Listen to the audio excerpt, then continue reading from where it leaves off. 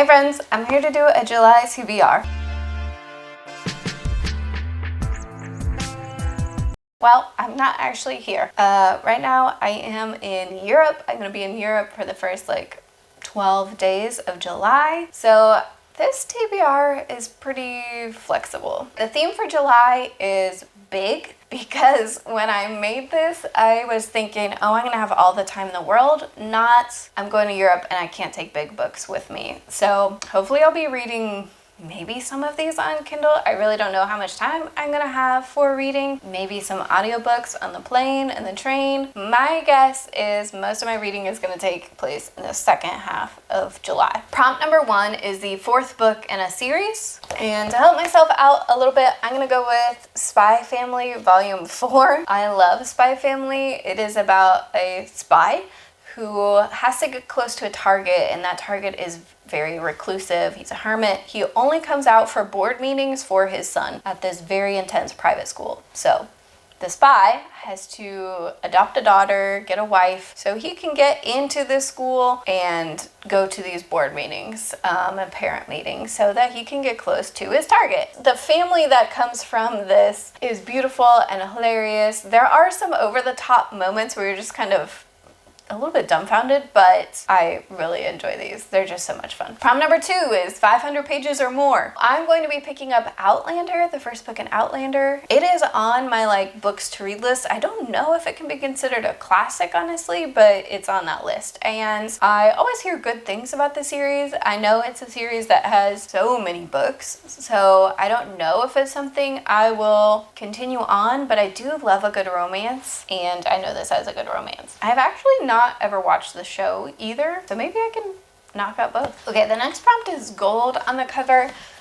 I'm gonna kind of cheat. There's a little bit of gold foiling up here, but it's probably actually a copper color because this is Kingdom of Copper by S.A. Chakravarti. It is about a girl who accidentally releases a demon and they're kind of forced to work together in book 1. They go to a city where the demon doesn't really want to be seen in, and they get caught up with the royal family there, and by the end of book 1 things have fallen to pieces. So I'm very interested where book 2 is gonna go. Book 1 was good for me. I don't think it was a 5-star read. I really liked Dara the demon, or I guess it was a djinn. Dara was very mysterious, and I just wanted to know more about his character. I also am very intrigued by the 2 princes. One is, whew, and so I feel like that is going to be a good storyline.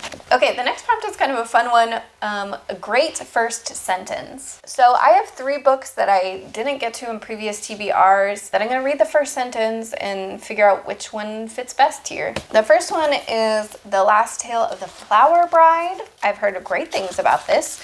I really want to read it. So let's see. Prologue. First sentence. You warned me that knowing your secret would destroy us. Intriguing. Intriguing. I don't know if it's the most exciting, but it's a little bit short. Then I have Night Watch. I love Discworld and the Night Watch series, and this is the next book. I would love to get to it. So let's see what the first sentence says.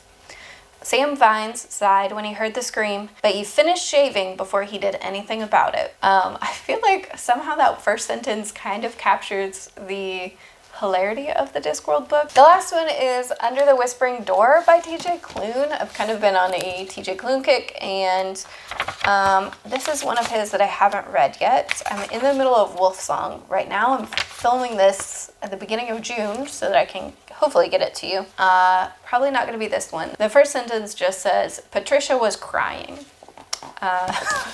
So I don't think it's going to be this one. I think I'm going to go with Night Watch. I kind of want to read this one more, but I feel like hearing a scream and shaving before you do anything about it is kind of hilarious. So this follows a Night Watch crew that was kind of down on their luck and very despondent until Carrot showed up. He has just such a moral compass on him, and everybody else just kind of started believing again, and so you're watching this group really in a hilarious manner kind of start to try again. Okay, for the big book in July, we have Wheel of Time number 12. I just don't think I'm gonna get to this. I don't think there's already 2 big books on the list, but maybe if I really read when I come back and that's all I do, I might be reading Wheel of Time number 12. Okay, the next one is Random Number. I have 4 sections and then I'll get a shelf and I'm just gonna kind of pick a book I want to read. So let's see first. So I'm gonna go, I did my random generator and I got section 3. I wrote number 2. So let's flip this camera around. Actually, you can just see. How does that work out? This is section 3, row number 2. I've actually read a lot of books on this shelf. But what I haven't read is these 2 little like comic things right here. This is what they look like. One is for superheroes and one is for supervillains. So I guess I'd start with the Regrettable Superheroes. This is a nonfiction book actually, but it talks about different superheroes that were made and why they failed. So I think the example on the back is the eye, a giant floating eyeball. Bee-Man, which is like Batman but with bees. I think it'll be interesting, and bonus, it's small. Okay, 4 books left on this list. 2 of them are audiobooks, so I actually have a chance of getting to them.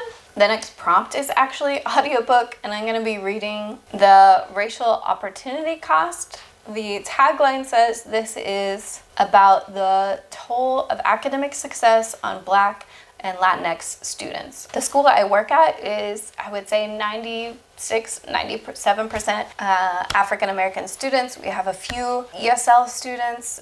So I feel like it's important for me as a white teacher to definitely continue to always be learning about the students that I work with, their backgrounds. How can I make sure that I'm continually in a kind of reflective mode of thinking? So I feel like this will be a good read for me, especially because it does focus on academics. All right, the next prompt is to finish a series.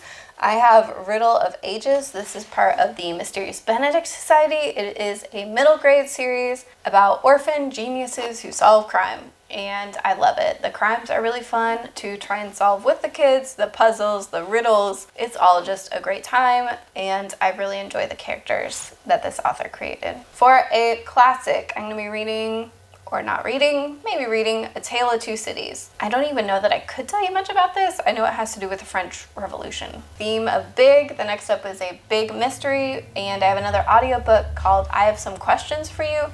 This is about a girl who, when she was in college, her roommate was murdered, and then years and years later, she gets offered a job as a professor there. When she goes back, she's kind of digging up some of those memories and wondering if the right person got put in jail. Of course, we have Vlog, always on the list, never seen. And then the last one is to start a big series. Ben Bova, this is not actually the first book, but Ben Bova has a series. We have a lot of them on our shelf. First book is Power Sat.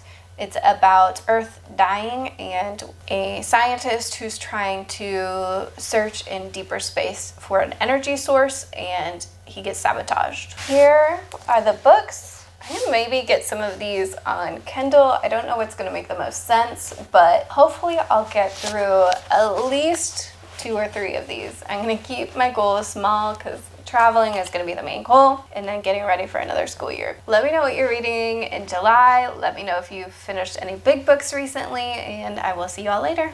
Bye, friends.